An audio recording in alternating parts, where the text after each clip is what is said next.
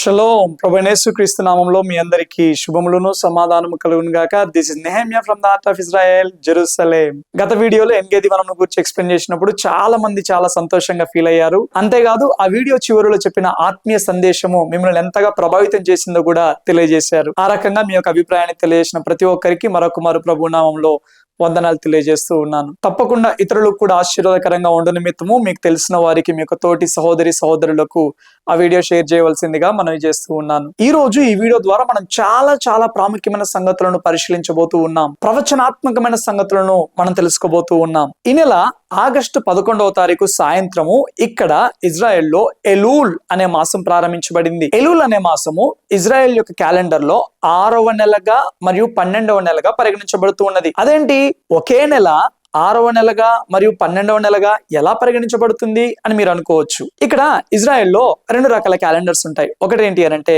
Religious year, మరొకటి civil year. Religious year ప్రకారము ఈ యొక్క ఎలూల్ అనే మాసము 6వ నెల. సివిల్ ఇయర్ ప్రకారము, సివిల్ సంవత్సరం ప్రకారము ఈ యొక్క ఎలూల్ మాసం అనేది 12వ నెల. చాలా మంది యూదులు ఈ యొక్క సివిల్ ఇయర్ నే ఫాలో అవుతూ ఉంటారు. కాబట్టి ఈ యొక్క ఎలూల్ అనే మాసము సంవత్సరంలో చివరి మాసం. దీని తర్వాత వీరికి నూతన సంవత్సరం వస్తుంది. రోష్ హషన్నా అనే పండుగతోటి, ఒక బూరధ్వనుల పండుగతోటి వీరికి నూతన సంవత్సరం ప్రారంభించబడుతుంది. అటు తర్వాత అదే మాసంలో యోమ్ కిపూర్ ప్రాయశ్చిత్తార్థ పండుగ కూడా ఉంటుంది. ఈ 2 పండుగలు ఇజ్రాయేలీలకు చాలా ప్రాముఖ్యమైన పండుగలు. అయితే ఆ పండుగల నిమిత్తం సిద్ధపడడానికి ఈ యొక్క ఎలూల్ నెలలో ప్రత్యేక ప్రార్థనలు నిర్వహిస్తారు.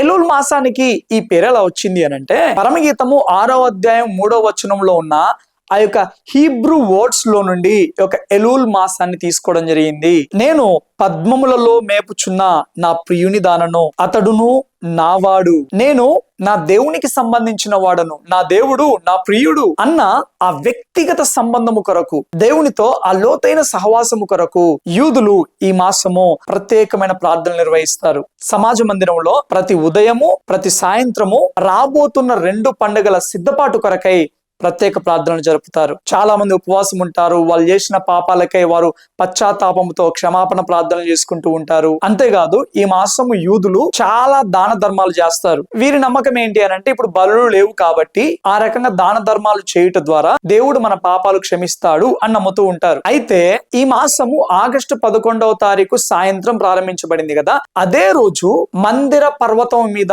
టెంపుల్ మౌంట్ మీద వీళ్ళు షోఫర్ ఊదడం జరిగింది. షోఫర్ అనగా ఆ యొక్క కొమ్ము ఊదడం జరిగింది. ఇది ఇశ్రాయేలీలకు చాలా ప్రాముఖ్యం. 2000 సంవత్సరాల వరకు కూడా ఆ యొక్క టెంపుల్ మౌంట్ మీద ఇంతవరకు బూర ఊదలేదు. ఈసారి బూర ఊది ఎలూల్ మాసాన్ని ప్రారంభించడం జరిగింది. ఇజ్రాయెల్లో అతి త్వరలో చోటు చేసుకుంటున్న ప్రధానమైన సంఘటనలకు ఈ సంఘటనలు ఓ సూచన. ఈ షోఫర్ లో కూడా చిన్న షోఫర్ ఉంటుంది, అటు తర్వాత పెద్ద షోఫర్ ఉంటుంది. నన్ను దైవ సేవకునిగా పరిచర్యకు అభిషేకించేటప్పుడు ఆ యొక్క కొమ్ములో నూనె పోసి నా తలను అభిషేకించడం జరిగింది. నేను తప్పకుండా ఆ యొక్క షోఫర్ ని మన వీడియోలో చూపిస్తాను. అంతేకాదు ఊది కూడా మీకు వినిపించడానికి ప్రయత్నం చేస్తాను. అంతేకాదు ఇక్కడ ఇజ్రాయెల్లో ఇదే ఆగస్టు మాసంలో ఒక చాలా ప్రాముఖ్యమైన ప్రవచనాత్మకమైన బిల్లును ప్రవేశపెట్టడం జరిగింది. ఇది అర్థం చేసుకోవడం చాలా ప్రాముఖ్యం. ప్రతి ఒక్కరూ జాగ్రత్తగా ఆలకించవలసిందిగా మనం చేస్తూ ఉన్నాను. కొంచెం కన్ఫ్యూజింగ్ గా ఉంటుంది, కానీ జాగ్రత్తగా వినండి, తప్పకుండా అర్థమవుతుంది. ఇజ్రాయెల్ దేశానికి మే 14వ తారీఖు 1948వ సంవత్సరంలో స్వాతంత్రం రావడం జరిగింది. అయితే ఇజ్రాయెల్ కు స్వాతంత్రం వచ్చినప్పుడు బ్రిటిష్ మ్యాండేట్ ప్రకారము ఇజ్రాయెల్ దేశాన్ని 2 భాగాలుగా చేసి, ఒక భాగాన్ని ఈ యొక్క యూదులకు ఇచ్చారు, ఇంకో భాగాన్ని ఈ యొక్క అరబ్బులకు ఇచ్చారు. తద్వారా యూదులకు ఒక ప్రత్యేక దేశమైంది, అటు తర్వాత ఆ ప్రాంతంలో నివసిస్తున్న అరబ్బులకు కూడా ప్రత్యేక దేశం అయిపోయింది. కానీ చుట్టూ ఉన్న అరబ్బు దేశాలు దానిని కంప్లీట్ గా వ్యతిరేకించాయి. ఎందుకు వ్యతిరేకించాయి? వాళ్ళు ఆశిస్తున్నట్టుగా వాళ్ళకు కూడా ఒక సపరేట్ దేశం వచ్చింది కదా, సపరేట్ ప్రాంతం వచ్చింది కదా, అయినా కానీ ఎందుకు వ్యతిరేకించాయి అనంటే, వాళ్ళకి యూదులు ఒక దేశంగా ఏర్పడడం ఇష్టం లేదు. ఇప్పుడు ఈ అరబ్బులు వారు ఆశిస్తున్నట్టుగా పాలస్తీనా దేశాన్ని కనుక వాళ్ళు గుర్తించినట్లయితే ఆటోమేటిక్ గా వాళ్ళు ఇజ్రాయెల్ దేశాన్ని కూడా గుర్తించాలి. ఓకే, ఇది మాకు ఇచ్చిన ప్రాంతము, ఇది మా పాలస్తీనా ప్రాంతము అని వారు ఆ ప్రాంతాన్ని గుర్తించినట్లయితే పక్కనే ఉన్న ఇజ్రాయెల్ ప్రాంతాన్ని కూడా వారు గుర్తించాల్సి వస్తుంది. అది వాళ్ళకి ఇష్టం లేదు. అందుకని వాళ్ళకు సపరేట్ గా ఇచ్చిన ప్రాంతాన్ని కూడా వాళ్ళు రిజెక్ట్ చేయడం జరిగింది. రిజెక్ట్ చేసి ఇజ్రాయెల్ దేశం మీదకి స్వాతంత్రం వచ్చిన మరుసటి రోజే యుద్ధానికి రావడం జరిగింది. దయచేసి గమనించండి, ఇప్పుడు ఇజ్రాయెల్ దేశానికి వ్యతిరేకంగా జరుగుతున్న యుద్ధాలు ఏవైతే ఉన్నాయో పాలస్తీనా వాళ్ళకి సపరేట్ దేశం కొరకు కాదు, అది ఇజ్రాయెల్ దేశం నాశనం కొరకు మాత్రమే. ఒకవేళ వాళ్ళకు సపరేట్ దేశం కావాలనుకుంటే అప్పుడే వాళ్ళు ఏకీభవించే వాళ్ళు, యాక్సెప్ట్ చేసేవాళ్ళు. వాళ్ళకు కావాల్సిందల్లా యూదులు నాశనం అవ్వాలి, ఇజ్రాయెల్ దేశం అనేది భూమి మీద లేకుండా ఉండాలి. అందుకే ఇజ్రాయెల్ ని కంటిన్యూగా అటాక్ చేస్తూ ఉంటారు. ఓకే, ఇజ్రాయెల్ స్వాతంత్రం సమయంలో జరిగిన యుద్ధంలో ఇజ్రాయెల్ దేశము తమకి ఇవ్వబడిన భూభాగాన్ని చక్కగా డిఫెండ్ చేసుకుంది. ఈ యొక్క అరబ్బులకు ఇవ్వబడిన ప్రాంతం ఏదైతే ఉందో దాన్ని వెస్ట్ బ్యాంక్ గా పిలుస్తూ ఉంటారు. దాన్ని మాత్రము ఈ యొక్క జోర్దాన్ దేశం స్వాధీనం చేసుకుని జోర్దాన్ దేశం ఆ యొక్క వెస్ట్ బ్యాంక్ ని పరిపాలించడం ప్రారంభించింది. అటు తర్వాత 1967 సంవత్సరంలో 6 డే వార్ ప్రారంభించబడింది. మరలా ఈ యొక్క అరబ్ దేశాలు ఇజ్రాయెల్ దేశం మీదకి యుద్ధానికి వచ్చాయి. దయచేసి గమనించండి, ఇజ్రాయెల్ దేశము పుట్టినప్పటి నుండి ఇప్పటి వరకు ఎన్ని యుద్ధాలు జరిగినా గానీ ఏ యుద్ధాన్ని కూడా ఇజ్రాయెల్ దేశం ప్రారంభించలేదు.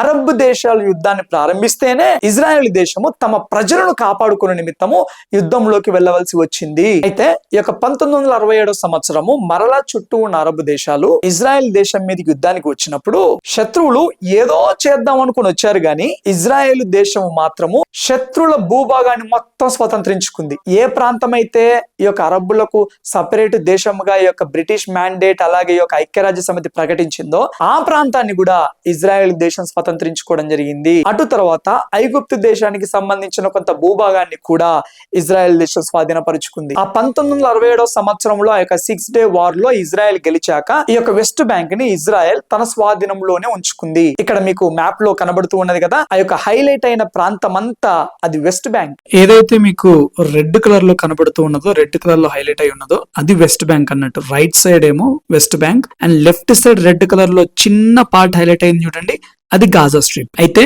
ఈ వెస్ట్ బ్యాంక్ ను యూదయ సమరియా అని కూడా పిలుస్తూ ఉంటారు. యూదయ సమరియా. అయితే ఇజ్రాయెల్ దేశం యొక్క ప్రాంతాన్ని స్వాధీనం చేసుకున్నప్పటికీ ఆ ప్రాంతం మాదే అంటూ జోర్దాన్ దేశం ఎప్పటికప్పటికి ఇజ్రాయెల్ దేశం మీద దుమ్మెత్తి పోస్తూనే ఉన్నది. చుట్టూ ఉన్న అరబ్ దేశాలకు ఇజ్రాయెల్ దేశానికి మధ్య పరిస్థితులు భయంకరంగా ముదిరిపోతూ ఉండడంతో 1993 సంవత్సరము అమెరికా యొక్క అప్పటి ప్రెసిడెంట్ బిల్ క్లింటన్ గారు ఇజ్రాయెల్ దేశ ప్రధానికి మరియు పాలస్తీనా దేశ నాయకులకు మధ్య ఒక సంధి చేయడం జరిగింది. దాన్నే ఓస్లో ఒప్పందం అని అంటారు. దయచేసి గమనించండి, మరలా చెబుతూ ఉన్నాను, జాగ్రత్తగా వినండి. ఇది అర్థమైతే తప్పితే ఇజ్రాయెలీ పార్లమెంట్ లో ప్రవేశపెట్టిన బిల్ యొక్క ప్రత్యేకత ఏంటి అనేది మీకు అర్థమవుదు. అయితే ఈ యొక్క ఓస్లో ఒప్పందం ప్రకారము ఇజ్రాయెల్ స్వాధీనం చేసుకునే వెస్ట్ బ్యాంక్ ను 3 భాగాలుగా చేయడం జరిగింది. ఏంటివి ఆ 3 భాగాలు? ఒక భాగం వచ్చేసి కంప్లీట్ గా ఇజ్రాయేలీల యూదుల స్వాధీనంలో ఉంటది, అనగా ఇజ్రాయెల్ ప్రభుత్వం స్వాధీనంలో ఉంటది. రెండో భాగం వచ్చేసి కంప్లీట్ గా ఈ యొక్క పాలస్తీనా అరబ్బుల స్వాధీనంలో ఉంటది. మూడో భాగం వచ్చేసి ఆ భాగాన్ని ఇటు ఇజ్రాయెల్ అథారిటీ అలాగే పాలస్తీనా అథారిటీ ఇరువురు కలిసి దాన్ని పరిపాలిస్తూ ఉంటారు. అయితే ఈ యొక్క వెస్ట్ బ్యాంక్ లో ఇజ్రాయెల్ ప్రభుత్వ స్వాధీనంలో ఉండే భాగం ఏదైతే ఉన్నదో ఆ ప్రాంతాన్ని ఇజ్రాయెల్ ప్రభుత్వము తమ దేశంలోని భాగంగా ప్రకటించలేదు, ఆ భాగాన్ని అలాగే ఉంచింది. మరి ఇజ్రాయెల్ దేశం యొక్క భూభాగంలోని భాగంగా ఆ ప్రాంతాన్ని ప్రకటించకపోతే మరి ఆ ప్రాంతంలో ఉండే యూదుల పరిస్థితి ఏంటి? వారి హక్కుల పరిస్థితి ఏంటి? ఆ ప్రాంతంలో నివసించే యూదులు ఇజ్రాయేలీలుగా పరిగణింపబడరు కదా. అందుకని వారి కొరకు మాత్రమే ఆ పరిస్థితుల్లో ఇజ్రాయెల్ దేశము ఒక ప్రత్యేకమైన బిల్లుని తీసుకుని రావడం జరిగింది. ఓస్లో ఒప్పందం ప్రకారము ఏ వెస్ట్ బ్యాంక్ లో అయితే యూదుల కొరకు ఒక ప్రత్యేకమైన భాగాన్ని ఇవ్వడం జరిగిందో ఆ ప్రాంతంలో నివసించే యూదుల కొరకు వారి హక్కుల కొరకు ఈ బిల్లును ప్రవేశపెట్టారు. అయితే ఈ బిల్లు ప్రతి సంవత్సరము రిన్యూ అవుతూ ఉండాలి. ప్రతి సంవత్సరము రిన్యూ అవుతూ ఉంటేనే ఆ ప్రాంతంలో ఉండే యూదుల యొక్క హక్కులు సజీవంగా ఉంటాయి. ఏ సంవత్సరమైనా గానీ ఆ బిల్లును రిన్యూ చేయకపోతే ఆ వెస్ట్ బ్యాంక్ లో ఇజ్రాయెల్ దేశం మాత్రమే కంట్రోల్ చేసే యూదులు మాత్రమే నివాసం ఉండే ఆ ప్రాంతం మీద ఇజ్రాయెల్ ప్రభుత్వం హక్కులు కోల్పోతుంది. కాబట్టి ఈ యొక్క బిల్లును ప్రతి సంవత్సరం రిన్యూ చేయడం చాలా చాలా ప్రాముఖ్యం. ప్రస్తుత ప్రధాని నెతన్యాహు గారి కంటే ముందు ఒక ప్రభుత్వం ఉంది. మీరు వార్తల్లో విన్నారో లేదో తెలియదు, మీకు గుర్తుందో లేదో తెలియదు కానీ ఆ ప్రభుత్వము ఉన్నది ఉన్నట్టే కూలిపోయింది. ఆ ప్రభుత్వం ఏర్పడిన కొద్ది కాలానికే కూలిపోవడం జరిగింది. దానికి గల కారణం ఏంటి అని అంటే ఈ బిల్లే. ఈ బిల్లు ప్రతి సంవత్సరము రిన్యూ చేయాలి అని చెప్పాను కదా. ఇంతకు ముందు ఉన్న ప్రభుత్వము ఈ బిల్లును ప్రవేశపెట్టినప్పుడు ఆ ప్రభుత్వంలో అరబ్బులు కూడా భాగస్వాములుగా ఉన్నారు. అయితే ఈ బిల్లు రిన్యూ చేయాలి అనంటే అరబ్బులు వాళ్ళు కూడా సపోర్ట్ చేయాలి. కానీ ఈ బిల్లును అరబ్బులు ఎందుకు సపోర్ట్ చేస్తారు? మేము సపోర్ట్ చేయము అన్నారు. వాళ్ళు సపోర్ట్ చేయకపోతే ఆ ప్రభుత్వానికి సరైన బలం లేదు. సరైన బలం లేకపోతే ఈ బిల్లు రిన్యూ అవ్వదు. ఈ బిల్లు రిన్యూ అవ్వకపోతే వెస్ట్ బ్యాంక్ లో ఆ భూభాగం మీద యూదులు తమ హక్కును కోల్పోతారు. అందుకనే ఆ సమయంలో ఆ ప్రధాని ఏం చేసినాడంటే ఆ బిల్లు సజీవంగా ఉండాలి అనంటే ప్రభుత్వాన్ని నిర్వీర్యం చేయడం మాత్రమే మార్గం అనేసి కంప్లీట్ గా ప్రభుత్వాన్ని నిర్వీర్యం చేశాడు. అటు తర్వాత ఎలక్షన్ లో నెతన్యాహు గారు రావడం జరిగింది. ఇక్కడ మీకు ఒక డౌట్ రావచ్చు, ఏంటి అనంటే ఈ గొడవ అంతా ఎందుకు? ఓస్లో ఒప్పందం ప్రకారము ఆ ప్రాంతాన్ని ఎట్లాగూ యూదులకే ఇచ్చారు కదా, అటు తర్వాత యూదులు ఆ ప్రాంతం కూడా మా యొక్క ఇజ్రాయెల్ భూభాగంలోనే ఒక భాగము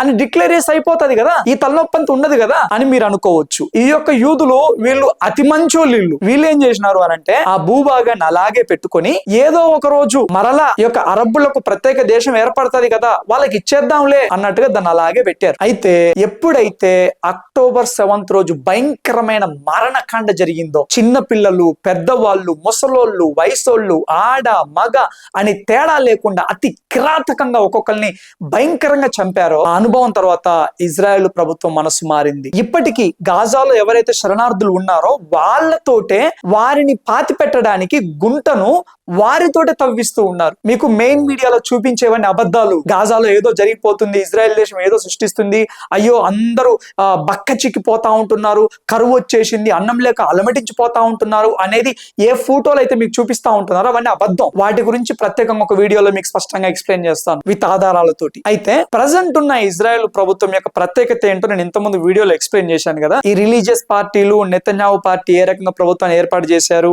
ఈ ప్రభుత్వంలో రిలీజియస్ లీడర్స్ కున్న ప్రాధాన్యత ఏంటి, అవన్నీ ఎక్స్ప్లెయిన్ చేశాను. అయితే ఆ ధర్మశాస్త్ర సంబంధమైన పార్టీకి సంబంధించిన ఆ పెద్దలు వాళ్ళ ఉద్దేశం ఏంటి అనంటే ఇక వాళ్ళకంటూ సపరేట్ దేశము కుదరదు. ఎందుకు అనంటే వాళ్లకు సపరేట్ దేశం ఇచ్చేస్తే మనం ఇంకా ప్రశాంతంగా ఉండొచ్చు, రెండు ప్రాంత ప్రజలు సమాధానంగా బ్రతకొచ్చు అనుకున్నాము, కానీ వాళ్ళకి కావాల్సింది సపరేట్ దేశం కాదు, ఇజ్రాయెల్ దేశ నాశనమే అనేసి ఈ వెస్ట్ బ్యాంక్ మీద మొత్తము మన సార్వభౌమత్వాన్ని ప్రకటించేద్దాము అని డిసైడ్ చేయడం జరిగింది. ఏది కేవలం వెస్ట్ బ్యాంక్ లో యూదులు ఉండే ప్రాంతాన్నే కాదు, ఆ వెస్ట్ బ్యాంక్ మొత్తము. ఎందుకు అనంటే ఆ వెస్ట్ బ్యాంక్ లోనే హెబ్రోన్ ఉన్నది, ఎందుకు అనంటే ఆ వెస్ట్ బ్యాంక్ లోనే బెత్లహేమ్ ఉన్నది, ఎందుకు అనంటే ఆ వెస్ట్ బ్యాంక్ లోనే ఎరుకో ఉన్నది, ఆ వెస్ట్ బ్యాంక్ లోనే పాత నిబంధనకు సంబంధించిన అనేకమైన ప్రాంతాలు ఉన్నాయి, యూదుల పితరులైన అబ్రాహాము, ఇస్సాకు, యాకోబుల సమాధులు ఉన్నాయి, నూతన నిబంధనకు సంబంధించిన అనేక ప్రాంతాలు ఆ వెస్ట్ బ్యాంక్ లోనే ఉన్నాయి. కాబట్టి ఈ అక్టోబర్ 7th తర్వాత ఇంకా ఛాన్స్ లేదు,